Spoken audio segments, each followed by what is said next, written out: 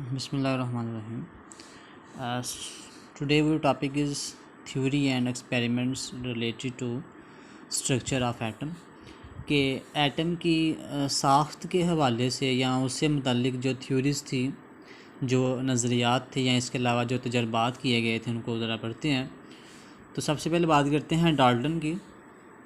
तो डाल्टन के मुताबिक जो एटम है वो एक इंडिविजिबल का मतलब होता है जो तकसीम ना हो सके, ठीक है।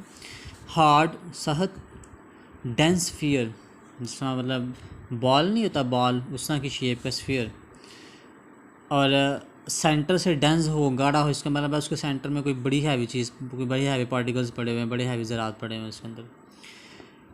Atom of the same element are alike, कहता है किसी एलिमेंट के जो एटम्स हैं, मतलब एक ही एलिमेंट के जो एटम्स हैं वो आपस में एक जैसे हैं। They combine in different way to form compound, मुख्तलिफ एलिमेंट के एटम जब आपस में मिलते हैं तो क्या बनाते हैं, कंपाउंड बनाते हैं। In the light of Dalton atomic theory scientist performed a series of experiments. तो कहता है डाल्टन एटॉमिक थ्योरी या डाल्टन के नज़रिए की रोशनी में जो साइंसदान थे उन्होंने मुख्तलिफ तजर्बात किए। But till late 19th century के तकरीबन 19वीं सदी के आखिर में साइंटिस्ट डिस्कवर्ड न्यू सब एटॉमिक पार्टिकल। तो साइंसदानों ने क्या किए कि नए जो हैं वो एक पार्टिकल्स, नए ज़रात को दरियाफ्त किया, उनको हम सब एटॉमिक पार्टिकल्स का नाम देते हैं। यानी ऐसे पार्टिकल्स, ऐसे ज़रात जो एटम को बनाएं, ठीक है जी, वो पार्टिकल्स कहलाते हैं सब एटॉमिक पार्टिकल्स, ठीक है जी। ऐसे पार्टिकल्स जो एटम को बनाए वो क्या कहलाते हैं जी, सब एटॉमिक पार्टिकल्स। तो उसके बाद फिर वो 1886 में, 1886 में गोल्डस्टाइन था, उसने दरियाफ्त किया एक ऐसा पार्टिकल जिसके ऊपर पॉजिटिव चार्ज था, और उस पार्टिकल को हमने प्रोटॉन का नाम दे दिया। उसके बाद फिर 1897 में जे थॉमसन ने एटम में देखा कि एक और पार्टिकल है जिसके ऊपर नेगेटिव चार्ज है, ठीक है, एक और ज़रात है जिसके ऊपर नेगेटिव चार्ज है, मनफी चार्ज है, उसको इलेक्ट्रॉन का नाम दिया।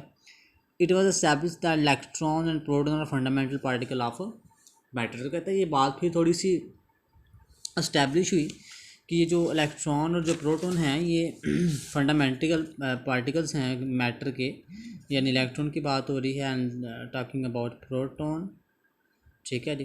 तो ये फंडामेंटल पार्टिकल्स हैं मैटर की, और मैटर की हम बात करें तो मैटर क्या है जी कि anything which have mass and occupy space, ठीक है जी।